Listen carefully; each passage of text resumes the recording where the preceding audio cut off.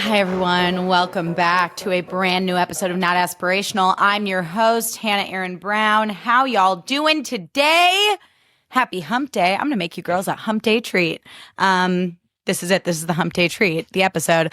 Hi, everyone. How's your week going? I am going into this week with weird energy. I have no idea what this episode is going to be. Now, I do feel as though I say that every week, but this week I'm feeling particularly unmoored, if you will.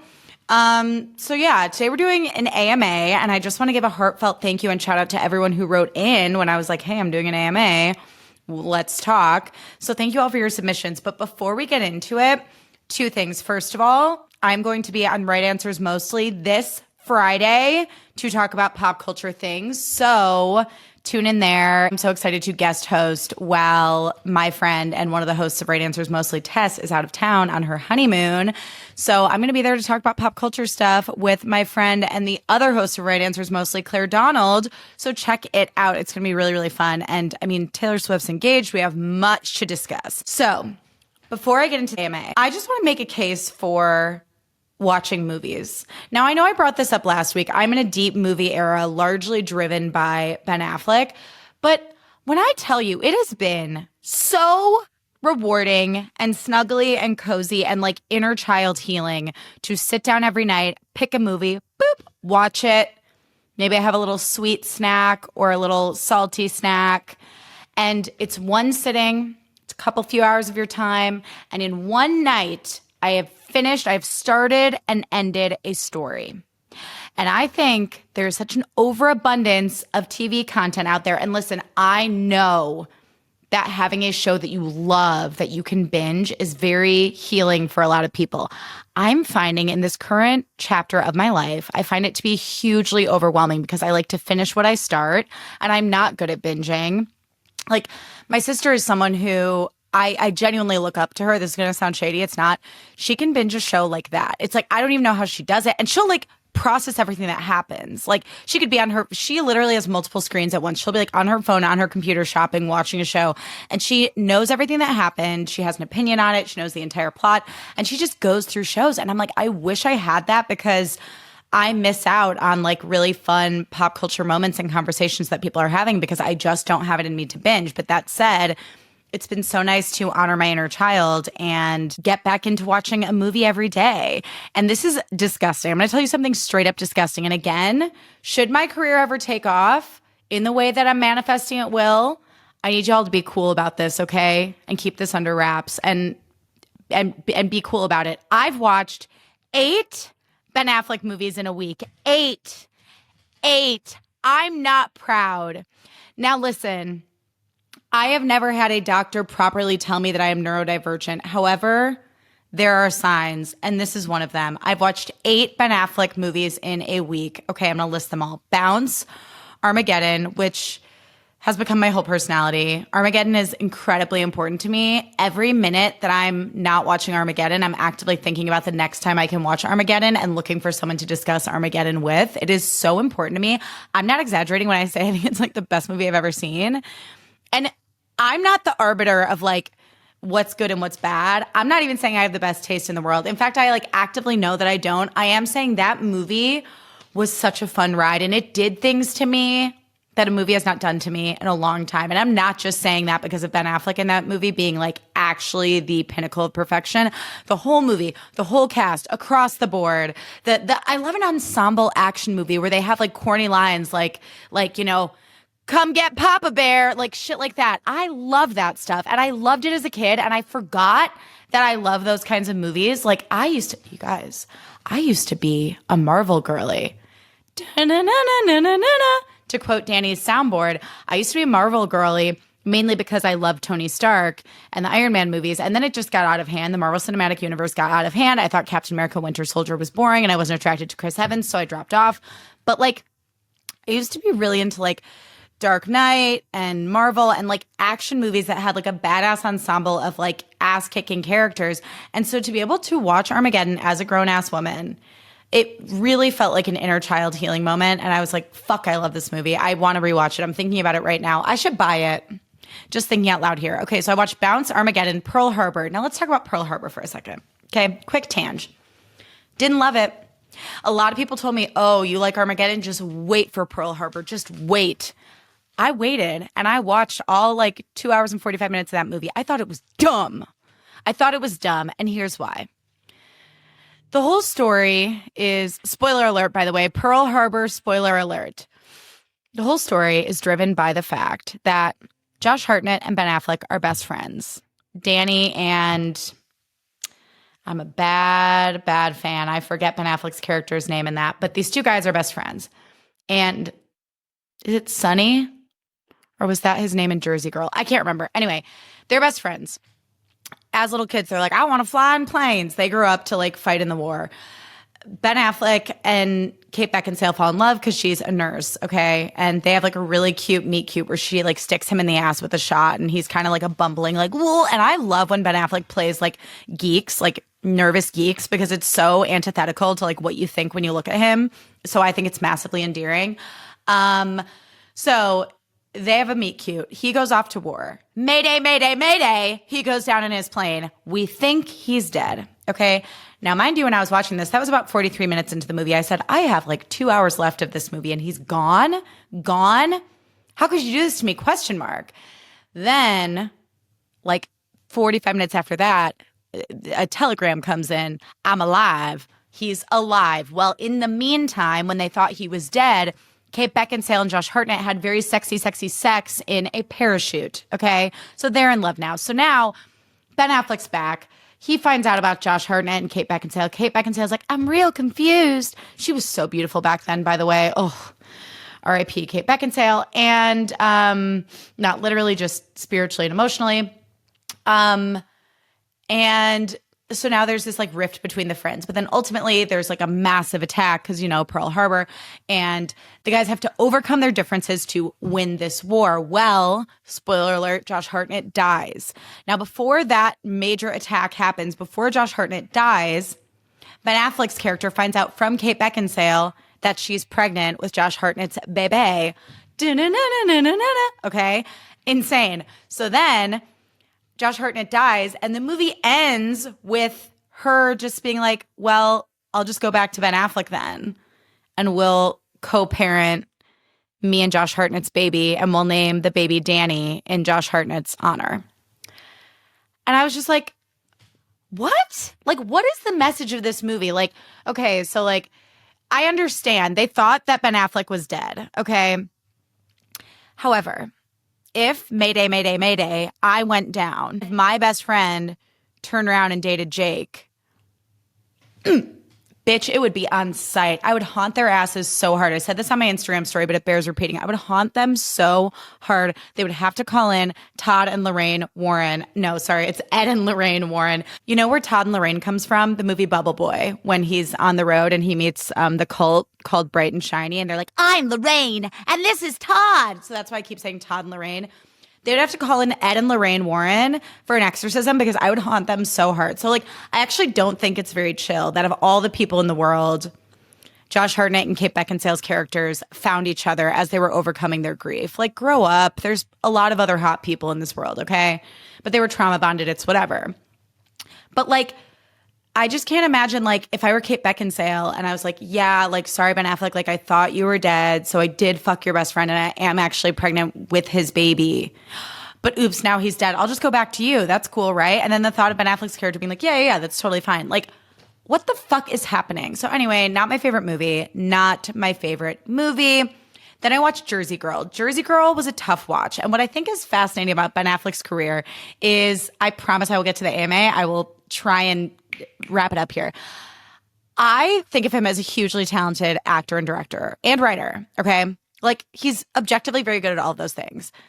But it's fascinating. Like I put someone like that on a pedestal where I'm like, he is like made it. I think he's so good at everything. And it's kind of like, as someone who moved to LA to be an actor and a writer and all of the things, it's kind of inspiring to see someone who I think is so talented, like have a flop era. And like Jersey Girl was like definitely his flop era, where it's like, what are we doing here? Like, what is going on? What's happening? You know, post Oscar win. I think winning an Oscar really young actually has to be low key kind of scary, because it's like, well, you did it. Now what? Like, you either fall into obscurity or you just keep climbing. Either way, lots of anxiety involved. So Jersey Girl was a tough rewatch, but Liv Tyler was blessed enough to be in 2 movies with him. Then I started Boiler Room. I'm not done with that one yet. Then I watched Deep Water, which is on Hulu. I half watched it. It was with Ana de Armas, him and Ana de Armas, and it was when they were dating. I think it came out in like 2022, 2023. And that whole movie just gave me the ick. Like, I love an erotic thriller as much as the next one, but something about their like chemistry, if you can even call it that, really cringed me out. It was just Ana de Armas being like, do you want to fuck me? I know you want to fuck me. And then him just like looking angry and sad all the time. And I was like, I can't do this. Like, this is just too dark for me. Okay.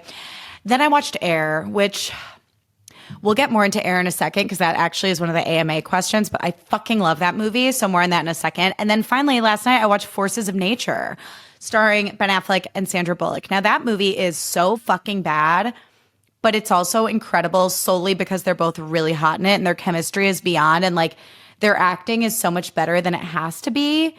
And they're just really hot and cute together. So like watching them together is so like dynamic and magnetic, but like the way it's shot is so weird. There's all these like weird effects that are like super 90s. Like, they're doing too much with it visually, but them together, chef's kiss, amazing. So I highly recommend. On my list, I also have The Accountant 1 and 2, The Way Back, and to be extra supportive, I plan on rewatching The Town, which includes muscling my way through Blake Lively's performance in that movie.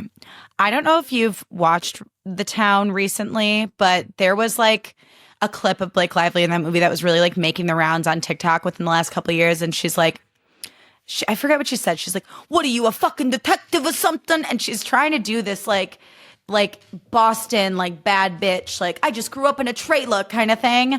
And it's just, I've said it before, I'll say it again. She can't act her way out of a paper bag.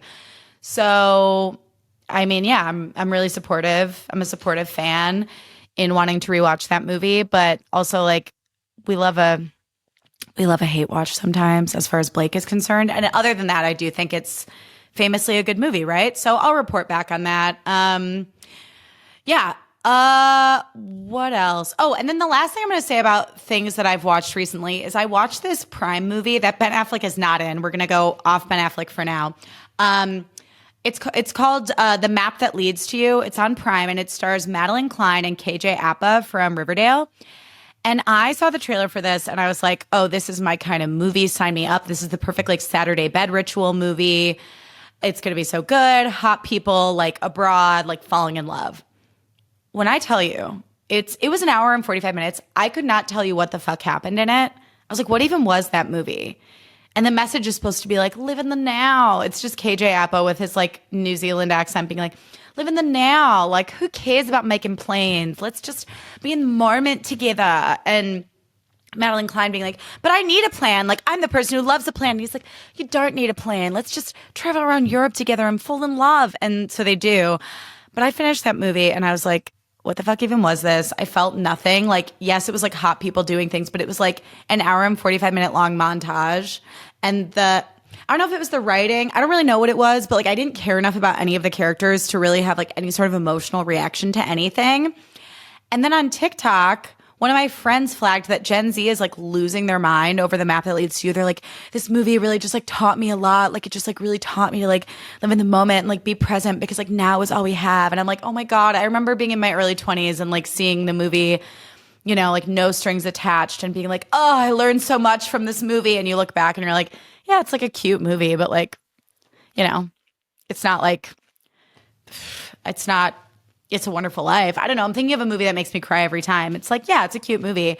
But Gen Z is like, they're like losing their minds over the map that leads to you. And that just makes me giggle. But go off, kids. Listen, I'm a woman in my mid-30s, hyperfixating on Ben Affleck, and I've watched 8 of his movies in a week. So truly, I have no room to talk, and I want to make that perfectly clear.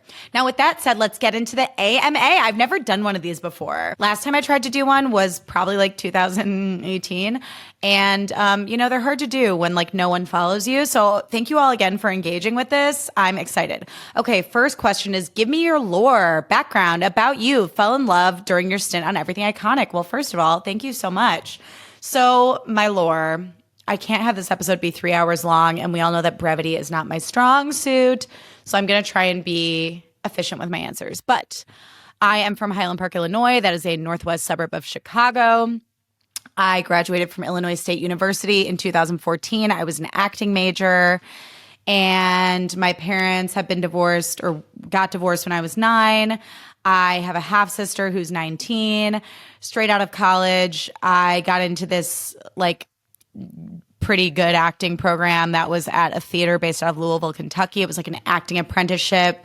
It was a 9-month program, but then 3 months in, I found out my mom had stage 4 cancer, so that derailed like basically my entire 20s.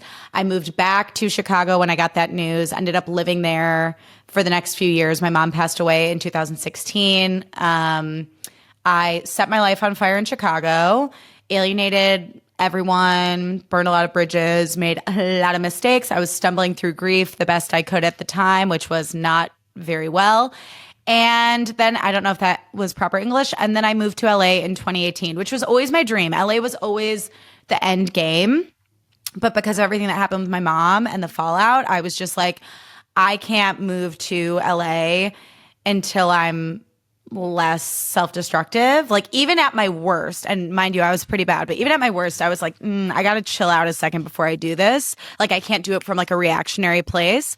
So I waited a couple years, moved here in May of 2018, met Jake in June of 2019. Lockdown happened, and here we are. And I also started podcasting in 2015 or 2016 with a podcast called Hangry that was about being a server, and it wasn't good.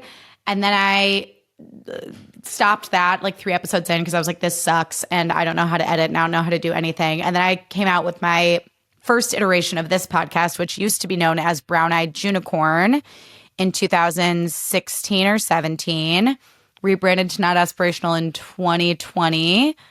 Decided I was not in a mental, emotional place to be the face of a show on my own. So I gave it like a 4-year nap. And then I brought the show back at the beginning of this year. And then in the middle there, I co-hosted a Gossip Girl podcast called You Know You Love Us with friend of the pod, Tyler Meredith, which was a blast. And I'm honestly so proud of that show. It just got really hard to keep up with because our schedules were like quite literally opposite. But I'm super proud of that show. And we have a pretty significant catalog. So feel free to check that out. But yeah.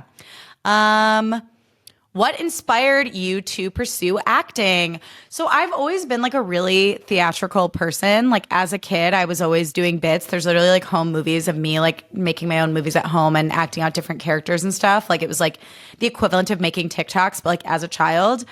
And I think that I've always had this like gregarious personality because like I'm a Leo and I come by it honestly. But I also think being like cute and entertaining was a way that I felt safe and like likable, which is like there's a lot to examine and unpack there. But being a performer, I always kind of felt like gave me like worth and value. So I think in that way, I was like, well, I want attention. I want to be appreciated. Like I watched like Shirley Temple movies growing up, and I would see like Hayden Panettiere, like other child stars. And I was like, I want to do that. Like I want to be famous. I want people to know who I am. I didn't really know what acting was.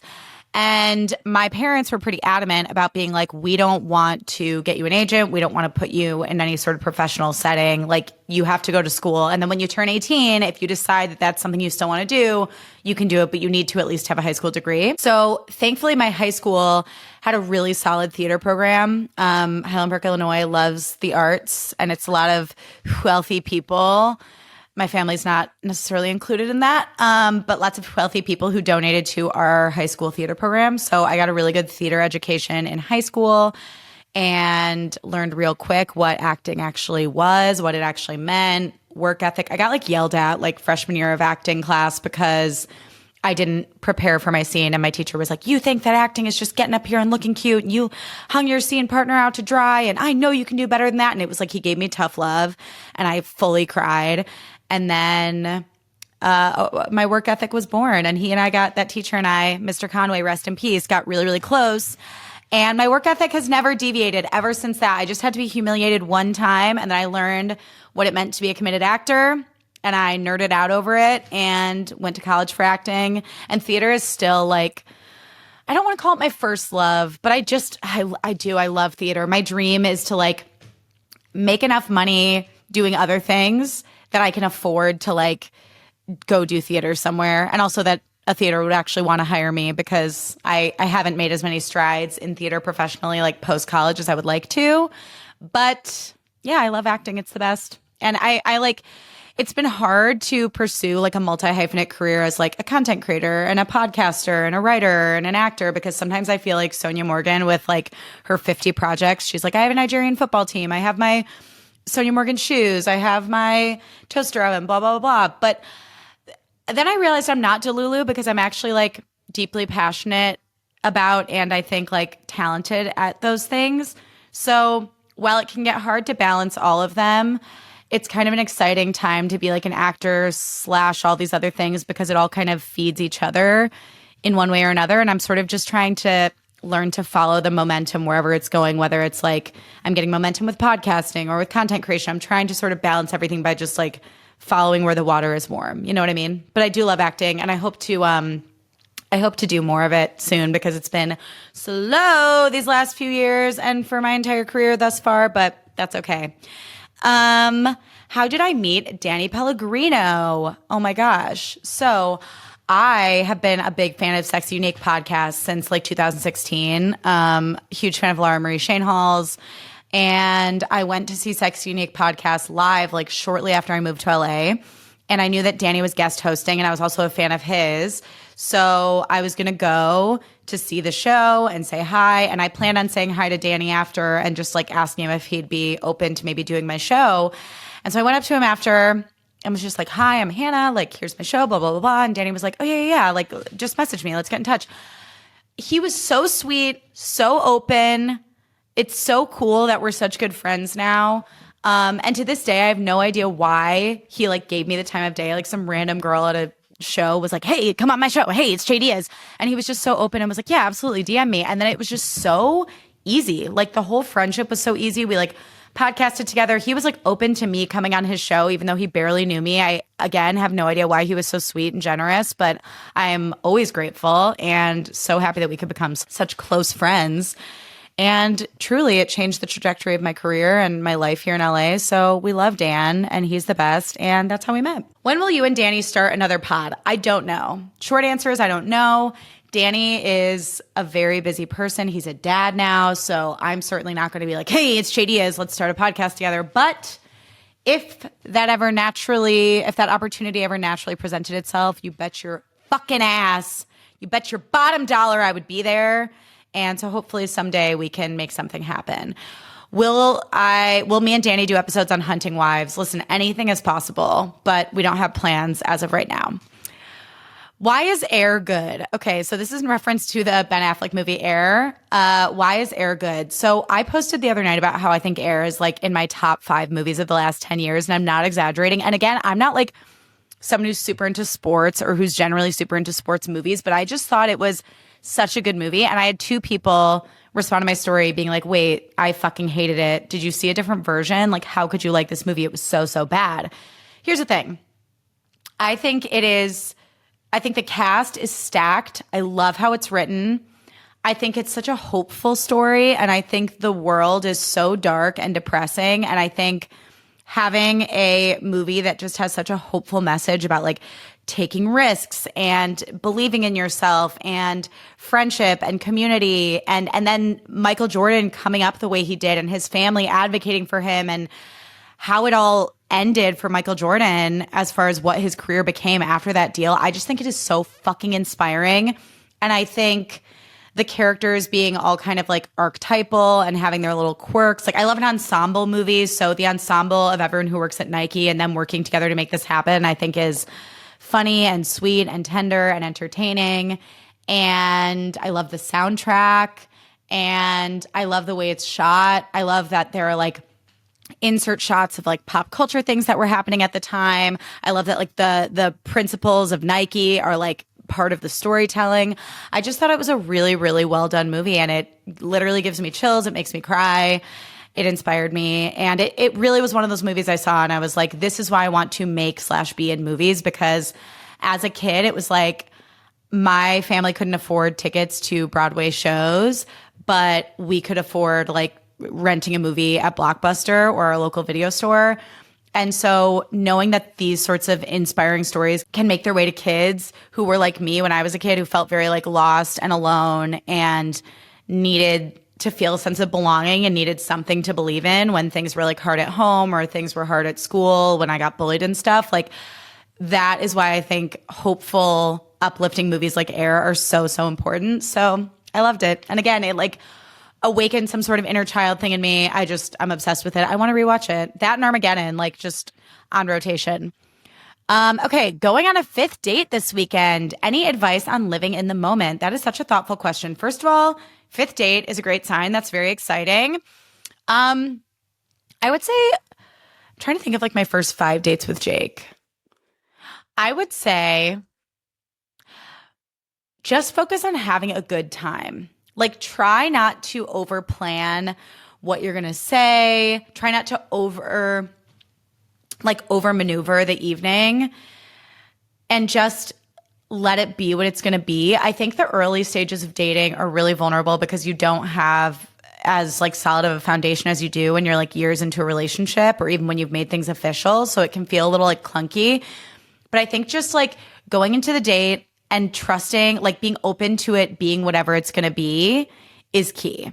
And like sometimes you go on a date and shit's just like off where you're like, are we both just like in a weird mood? Like, what is this? And sometimes you go into a date and you're like, that was amazing. It was fireworks. Everything was perfect. I think just being like taking a deep breath before and being like, it's going to be what it's going to be. Let's just talk and have fun and just focus on like, God, I feel like I'm giving horrible advice.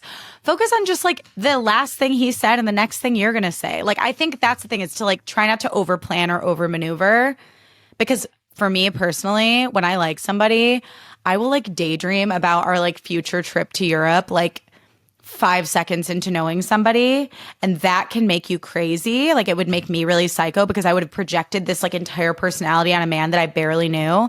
So I think just focusing on like, this is what you know about him now. You'll probably learn more about him on this 5th date, and just letting yourself enjoy that ride and the like experience of learning more about someone and connecting, I think is the key to staying present. And as fun as daydreaming is, I think it can get in our way in the early stages of dating. So just try to take deep breaths, keep your feet firmly planted on the ground, and wear an outfit that you know you'll feel great in. Okay, would you ever do reality TV? Okay, I go back and forth on this, okay? Because I really want to act, and like not in like like Hannah from that reality show is doing a cameo. Like I really want to act in like a big way. And I will say I think the landscape has changed so much since like the Hills Laguna Beach era. Like we just saw like Paige DeSorbo is going to have a cameo in Devil Wears Prada. So I would struggle with, here's where I'm like hesitant, is like, as an actor, your job is to basically like get people to believe you as somebody else. And I already worry about this as a content creator. Like when you're overexposed to people like on the internet, are they able to like forget that you are that person if you're acting in a role? So that would be like my hesitancy. But the other side of this, and why I'm like warming up to the idea, is like I'm so happy doing the creative things I'm doing, but I can only do them on a certain level before people, like without people knowing who the fuck I am. And the fact that reality TV just like gives you a platform for people to like know who you are. Like look at someone like Gabby Windey. Like she is a star. I have no doubt that had she not done The Bachelor, she probably would have been a star anyway, eventually. It just might have happened when she was like 45 instead of 25. You know what I mean? So like in that case, I do kind of wish I could be on reality TV, because then I would have a platform for people to like learn about this show and like maybe want to hire me for an acting role and other things that I think are exciting that I want to be working on professionally. Like the opportunities that platform could bring really excite me. But I also worry that I would get a horrible edit and that people would hate me and that my career would crash and burn. So like, would I do reality TV? Maybe. I think it would depend on the opportunity and like the concept of the show. What's your dream LA day? Okay, I thought about this. So first of all, we're starting the day with like a morning workout or walk, just some light movement. And then I'm tinkering around my house. Just to make sure everything is tidy. Having a cup of coffee, slow, chill morning, okay? Then I take my time to get ready. I take a shower. I do all my lotions, my serums, I do a nice perfume. Have another coffee with my favorite Chobani creamer, obviously. And then I also have a huge water with lemon water. I do my hair and makeup on the floor while I'm getting ready, while old episodes of Roni play on my TV. Jake and I then go to Atwater Village and we have lunch at an Italian restaurant called Spina. And this is a long, boozy Italian lunch. There's white wine. Maybe there's a daytime Negroni. That's aggressive, but maybe, just maybe. Then with a slight buzz, we bop around the shops in Atwater Village. I impulse buy either a coffee table book or a candle or like some cool vintage piece of clothing or, hear me out, all of the above, because this is my fantasy and I do what I want. Then we go home. We take a little nap. Okay, we take a little nap. Then I touch up my makeup and we go to dinner. Probably either just me and Jake or with some friends. I don't know. We probably get Mexican food at Don Cuco. And then we end up going to El Chucho and meeting up with friends for some natty wine and beers and pool. That's my dream day in tonight. Or at some point, we get a martini at the Dresden because that's one of my other favorite LA places. But ideally, it's like boozy lunch, shop, nap, dinner, El Chucho.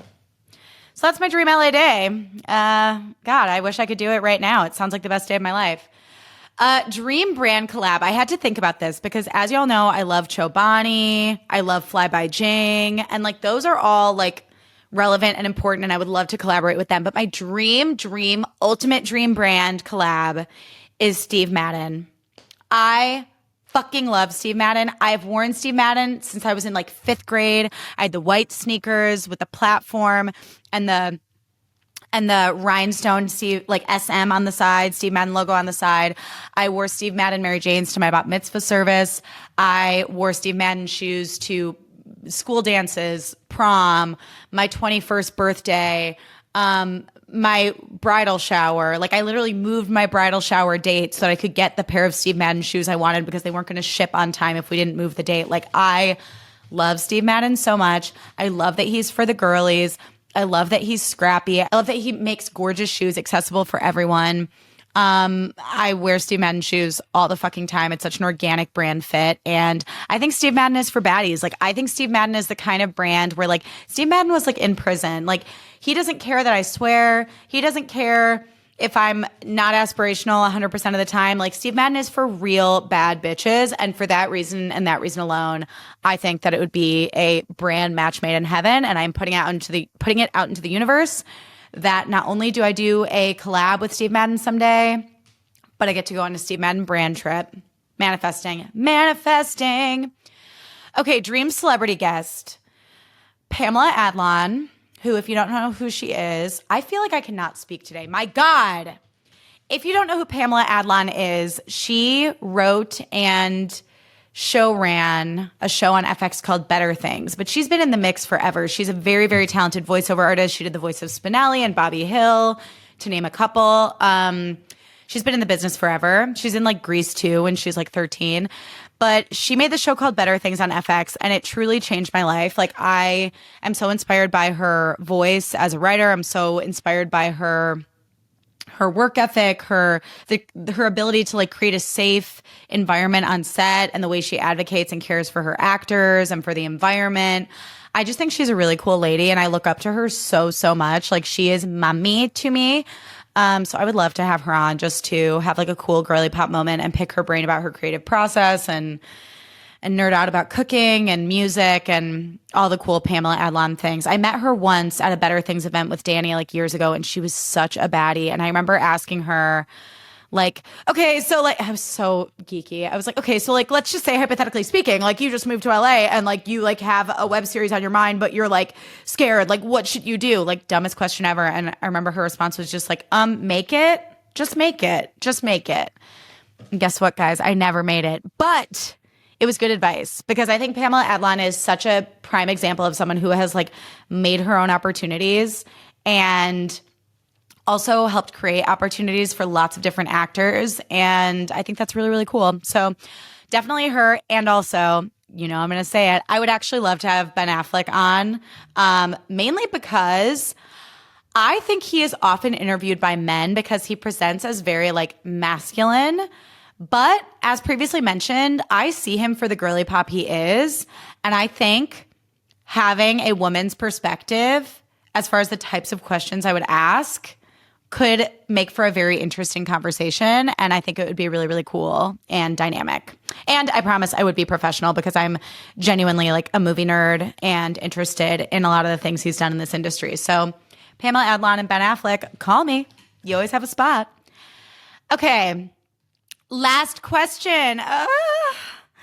Best advice for having a good but fresh mindset for going back to school and into the fall. Okay, if you're going back to school, I want to apologize for everything I said about Gen Z being obsessed with the movie The Map That Leads to You. Like, that wasn't very nice. I didn't mean to slander your age group. Okay, so I'm sorry. I'm just going to start there. Next, I will say, I always felt like when I was in school, every year of school felt like a new season of a TV show. So I wouldn't necessarily go into the school year with the intention of like reinventing, but I would go into every school year with this like excitement and optimism around like the possibility of like what that year could be and like not knowing what's going to happen and like knowing that it wouldn't be the same as the last year, but that like that wasn't necessarily a bad thing. Like it just means that anything could happen. You truly don't know. And I think going into the school year with that mindset allows you to be present and positive and to really appreciate like what you're receiving versus what you're leaving behind. And I think that can get hard, especially as we get older. Like in college, I'd be like, oh, freshman year, like I miss living in the dorms. That was such a time. Oh, and I mean, you know me, I never shut the fuck up about college. But I think going into the next year of school, being like, okay, cool. Like I have this experience from last year behind me. I have it under my belt.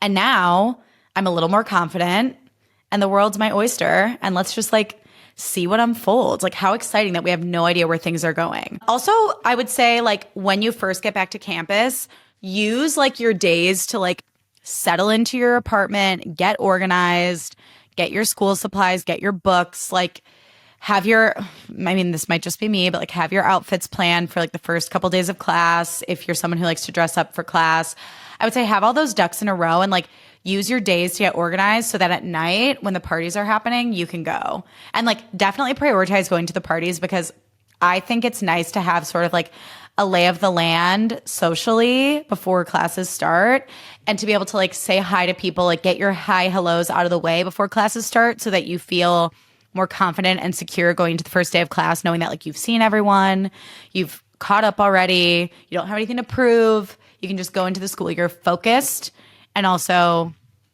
maybe a little hungover. And that's what college is all about. Favorite self-care ritual. That's going to be the Saturday bed ritual, which I've talked about before, but I do feel like it bears repeating because it's very important to me.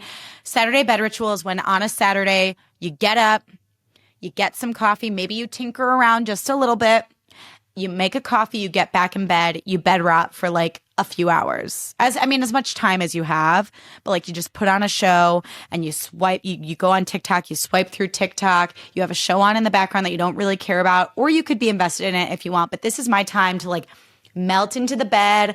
I light a candle of my choosing, put that on the nightstand, heating pad under my back. I have my coffee, maybe a water, maybe a Diet Coke, depends on what I did the night before.